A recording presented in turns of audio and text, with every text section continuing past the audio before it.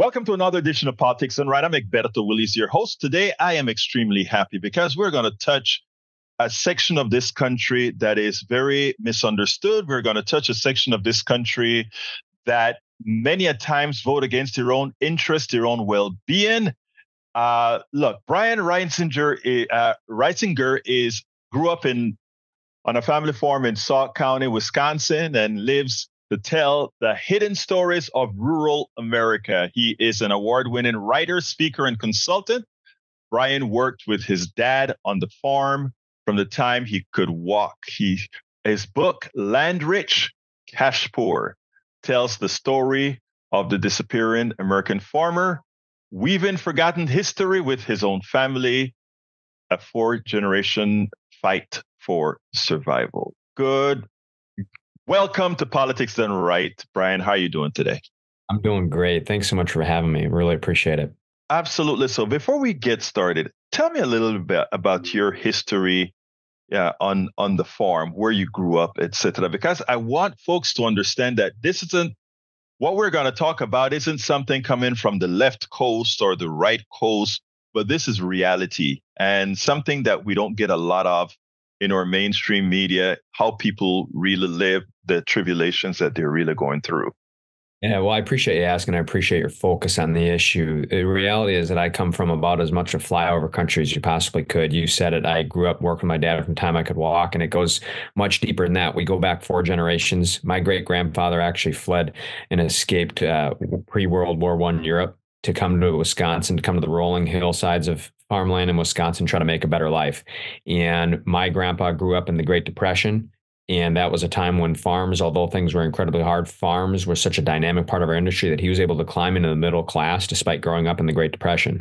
My mom and dad survived the farm crisis. And then I grew up in the 90s and the early 2000s as farming went from being able to cut a middle class path through the depths of the Great Depression to barely making ends meet in modern America. I'm lucky. I grew up with a good, solid working middle class background, but it was slipping away for families and farms like ours all over the heartland. And so that's where I'm from. And that is kind of what informs my view on all of this stuff as I dove into these issues for the book and as I think about these things now. Now, tell me, as you see it, what ails the farmer? Yeah, the thing that ails a farmer right now is an extreme kind of on steroids version of what so many people are experiencing in this economy. And that's one of the reasons I think it's so important. Farmers for generation after generation have been facing higher costs that have been going up, even as the prices they get for their goods may be going down or volatile. There's structural reasons that that's happening in our economy that really don't have anything to do with one side of the aisle or the other in particular. These are deep-seated things that have been going on generation after generation. So now when we come into this, time period, and we have people in this economy who are trying to figure out where their place is in this economy, we can learn a lot from the disappearing American farmer, the forces that are driving that disappearance, the things that are making it harder for farms to make ends meet. They're similar to the kinds of things that make it hard for a lot of people to make ends meet.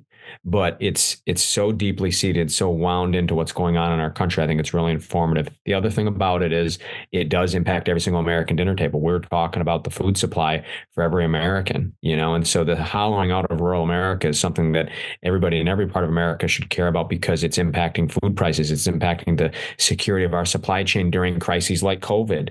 It impacts all kinds of things that really have a huge impact on every American family. And the thing is, it's happening back here in Midwestern flyover country where a lot of people don't necessarily realize what's going on. It's interesting because with everything that you say, I study quite a bit of economics, and economics affect the farmer just as much as it affects the average worker, etc. And I look at the aggregators, let's say the ADMs and all the other food aggregators out there. And if I go ahead and I look at the stock market, I'll see that these guys have ever increasing profits. They're paying ever increasing dividends. They're doing very, very well. Now, in a closed system where you have the farmer who sells to a cooperative, who then sells to the ADMs, etc. If everybody in that chain, they're working under our economic system to increase profits, to increase all these other things, somebody gets squeezed. Somebody's profit is money not earned by others. And the way I see it, and you explain to me if I'm wrong here, you are the genesis of the food supply. And if you are the genesis of the food supply, it behooves me an economic system that says the one who produces isn't the one who profits most from that product or that service. Explain. Yeah, the reality is there's a very big disconnect between what farmers get for their goods, their products, and their crops, and what consumers pay, whether it's in the grocery store or at the restaurant. And we could have an economy where we have a much more, I'll call it economically diverse range of options, different places that farmers sell to, different places that people buy their food from that's much more diverse than it is right now. We really don't. What we have is a very large global kind of commodity based supply chain that gets the food from the farm gate to the dinner table, but does it through some very specific and limited channels. Now, some of that has happened through natural competition and things like that in the direction of the industry, but some of that has also happened just because things in the American economy, not just in agriculture, not just in food, but all across the entire American economy have become dominated by big, right? Mm-hmm. And so farmers, the small and medium-sized farmers, but even some of the larger farmers, they're the little guy in that economic picture. And so the squeezing occurs on the farmer. And the problem with that, beyond if you care about farmers, which I think a lot of your listeners probably do, we should care about people who are going through hardship. But irregardless of that, when farms get squeezed and we go from having over 6 million farms a century ago to having lost 4 million of those farms today, that impacts things. The farms that we have are carrying an increasingly perilous burden, and the channels that our food goes through to get to the consumers is one that can at times be incredibly vulnerable during disaster. It's one that is slowing down innovation and can lead to higher prices. It's one that creates all kinds of problems for the consumer, as well as, to your exact point, squeezing the American farmer and creating this disappearance, or at least contributing to it, because there's a lot of factors, but it is a big one. You're right. We've lied to ourselves quite often. We've said we believe in competition. We've said we believe in having as many people in one domain as possible. Yet at the same time, we create laws. And we have to remember one thing. The economy is not divine. The economy was created by human beings. The laws that govern the economy is not divine. Again, these are created by human beings. And the fact that you spoke about channels, how the channels have been restricted in the way you get from the farm to market, that all those things are processes created by man, created by corporations, etc. The farmer, in my opinion, and you explained to me, you're the one who wrote the book, Land Rich, Cash Poor. The farmer has to find a way to take back control from the corporations. Again, we've seen all the profits in the corporations while the farmer gets squeezed. And at the same time, it seems like the farmers are selecting people who tend to believe in that process that squeezes them. Your thoughts? Yeah, I think that what farmers have been facing is all of those things combined with the successive instances of economic upheaval, the Great Depression, the farm crisis, the 1980s, the impacts of globalization, some of which have been good, some of which have been bad, the recessions of the more recent years, all of that. When you combine that with what you're talking about, when you combine that with the societal forces of our economy shifting from rural to urban, when you combine that with the way that technology has changed and has begun to leave those small and medium-sized and even some of the larger farmers behind in certain ways, which is something we can get into. You combine all of that, these compounding forces leave farmers in a nearly impossible situation. And the reality is that there is plenty of blame to go around, and that's the bad news. The good news is that means there's plenty of things that people on both sides of the aisle can do about it. One of the things that I think that folks on the right have failed to do is recognize what's happening to competition in this country, to your point, and that it's something that they they believe in. I think many of them maybe in good faith, but it's something that has slipped away and policy-wise has not necessarily carried through in a way that can protect not only farmers but small businesses, consumers of all kinds. There's things that I think the other side of the aisle has also done where the role of government has maybe been captured by folks who use it for things different than what it was intended for when we think about subsidies and things like that. And so that's why I think it's important to have honest conversations about both sides. But I think you're absolutely right. And I will say, I think that, people in the heartland, people in rural areas, they have a lot of reasons for voting the way they vote. One of the things that we do need to do is we need to see an entirely new reorientation by both political parties, and not just the parties, but all ends of the political spectrum around how are we going to create more opportunities for our farmers? Not just how are we going to support our farmers, because you do hear people on both sides of the aisle say, "Oh, I support the farmers," and they'll give lip service. They might even throw an initiative at a farmer now and then. There's certainly plenty of support in a general sense for farmers. They're a beloved people. They're wrapped up in our national identity. So I'm not going to say that nobody cares about the farmers, but I will say that I don't think our policy has been geared toward actually making a difference. And the question is not, what do you think of the farmers? Because everyone will say, "Oh, we love farmers. We love the Super Bowl commercials. We love those stories telling us about farmers overcoming adversity in the Great Depression. We love that stuff. It makes us feel good as Americans." But we've been stamping farmers out systematically. And so if we ask ourselves the question, what are we doing to create new opportunities for farmers, new market opportunities, new places that farmers can sell more goods, and in turn, consumers and hardworking American families, more places and ways they can get their food. That's what's going to help solve this. That's what's going to change a lot of these deep-seated policy problems. I agree wholeheartedly. Now, let's talk a little bit about policy. You're a dairy farmer. You and your dad were dairy farmers. And just a question here. Your business was fairly profitable, but it's more difficult each year. It gets more difficult with all the different rules, et cetera. You spoke earlier about technology and how technology affects the small farmer. Specifically, how does technology affect the small farmer?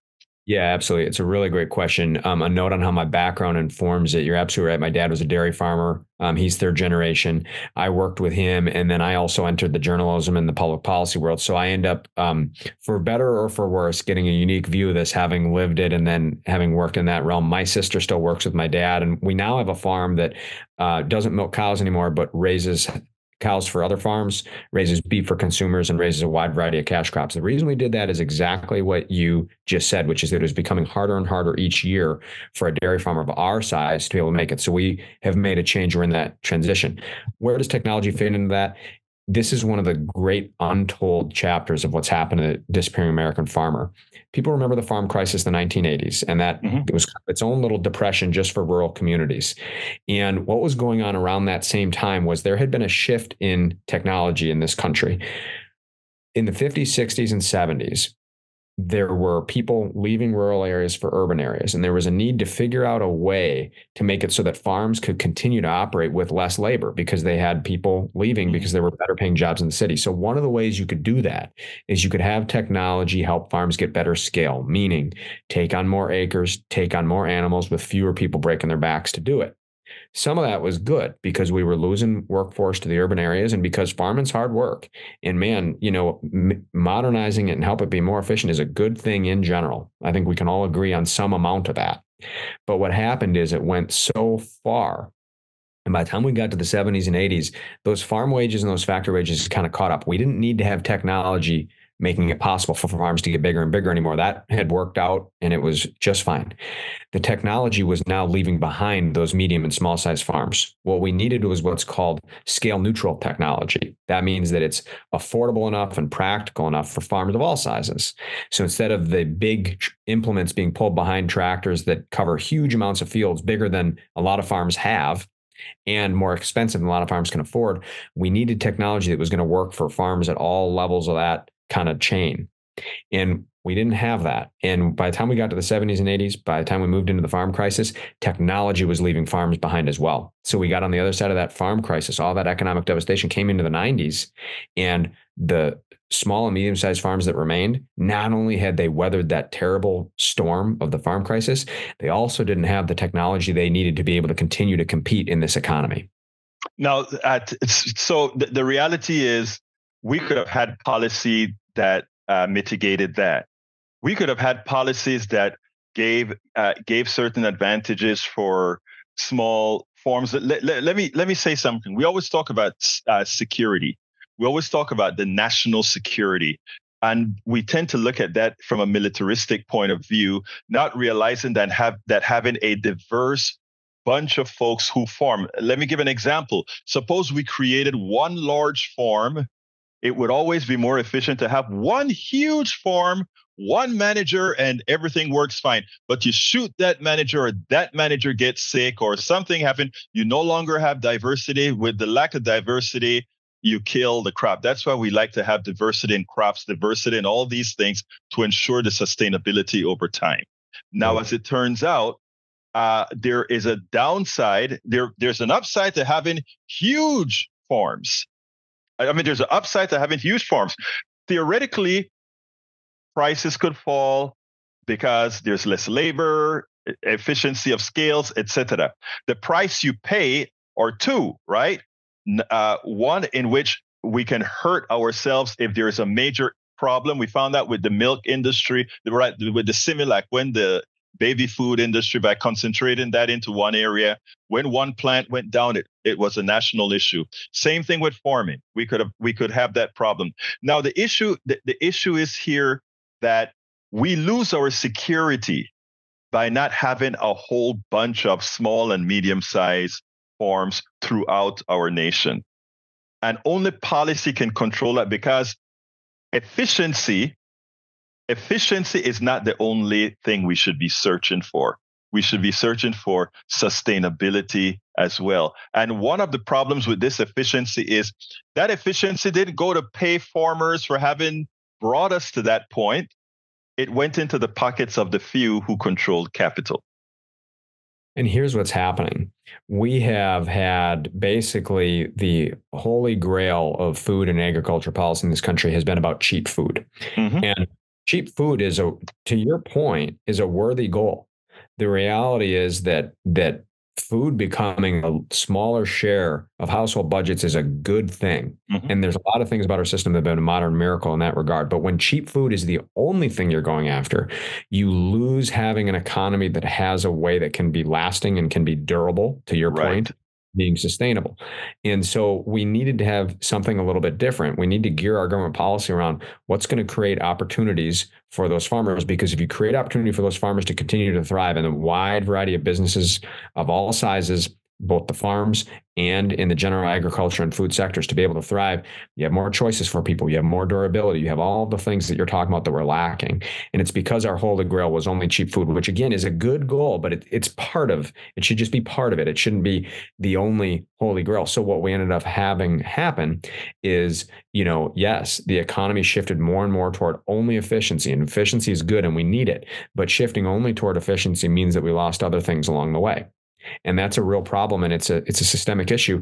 You talked about the Similac issue during COVID. We saw this. We had farmers desperately trying to find places to sell their food products and their prices going down.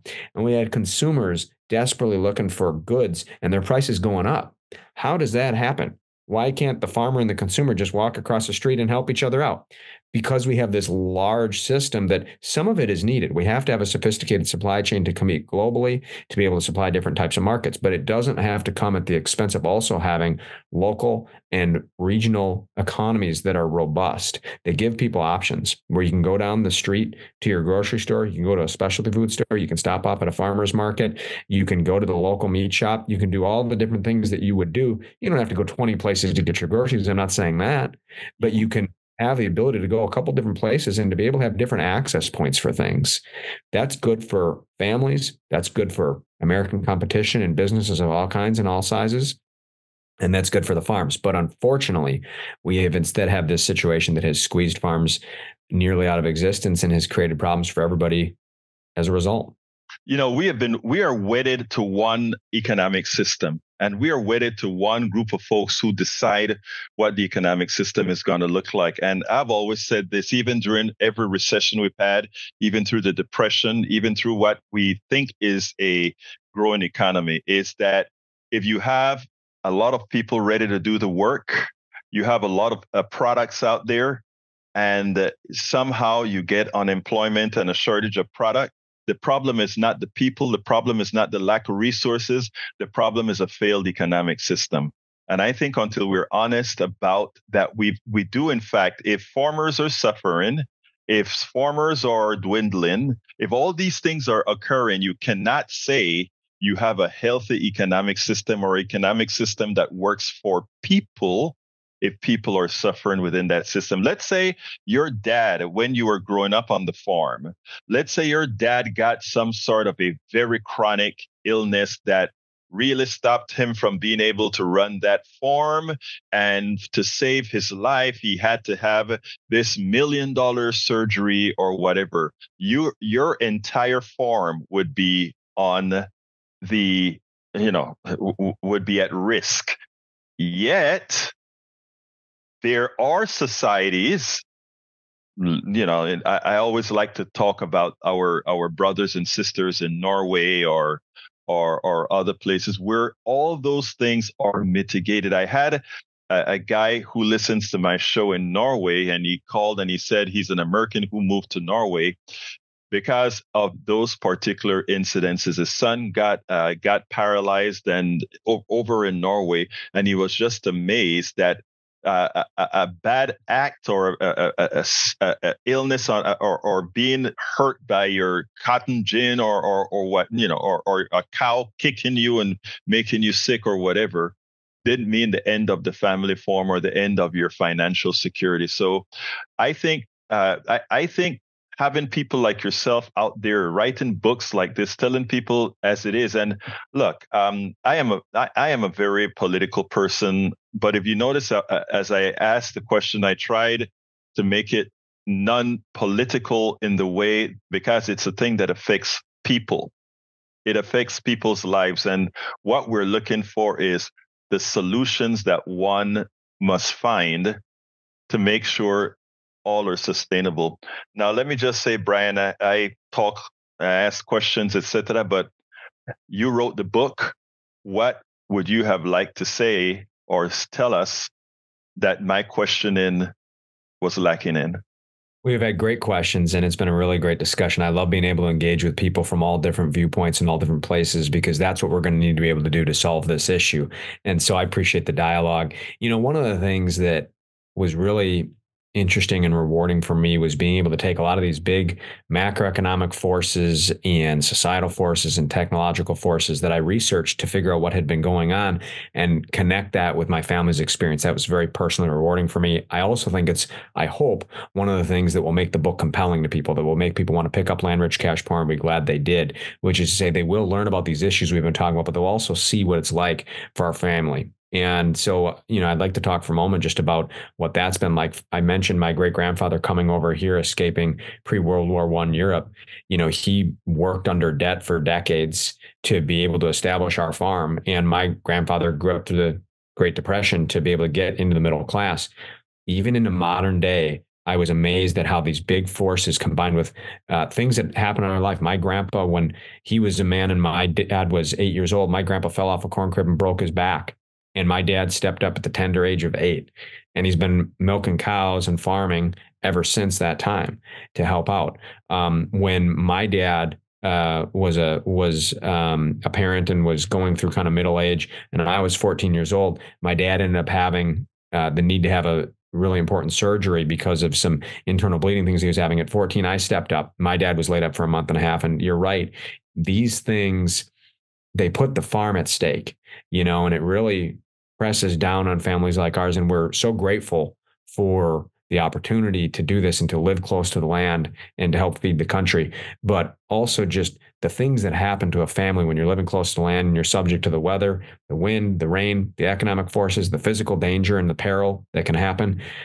It's really a rewarding thing to be able to tell those stories about what happened when people were in danger, when people overcame adversity, when people worked in ways they never thought that they could. And when we face all that wind and rain, and to be able to connect that with what's going on in the broader economy and try to reveal something to people from urban and rural America, like, that's been a really rewarding thing to be able to do. Let me tell you, Brian, teachers and farmers are the two biggest heroes, in my opinion, when we think about it. They feed us and they move us forward. They move knowledge forward. The two most important jobs in this country, in the world. Yet I believe too often they're some of the least respected. They're always given accolades. They're always given accolades. It's great to give a farmer and a teacher accolades. But when it is time to invest in doing what's necessary to make sure each of these are healthy, we find teachers scraping and we find farmers doing the same. I hope with the advent of your book, with some of what you've spoken here and going before, that people would start looking into real policies that make lives better for the farmer, the teacher, and all these people that are the heroes in our society. So with that, Brian Reisinger, author of Land Rich, Cash Poor, My Family's Hope and the Untold Story of the Disappearing American Farmer, who we don't want disappeared, folks. Let's make sure to go out and get this book. Let's make sure and support our farming community. Thank you so kindly for having been on Politics Done Right. Well, thank you for having me. It's available on Amazon and other places online now. It's going to be in bookstores August 20th. I hope that people do pick it up and help join the fight to help save our farms. I appreciate you raising the awareness of these issues, and have a great show. And folks, you're going to see all the direct links to the book right in the associated blog post for this particular program. And this will be aired on air as well. Thank you so kindly, Brian. Thanks for your time. Appreciate it. We spend a lot of time deconstructing the news, trying to parse it into a form that everybody can understand. We try to find those little nitpicks where it flies above the fray, etc. If you really like these videos that we do, I want to ask a big favor. Please go ahead. Number one, subscribe to our channel. And number two, please join if you can. Thank you so kindly for watching. Keep watching. Please remember to share. We must populate the entire internet with our progressive message, a message that we know is what most Americans say that they want. So help us, please join.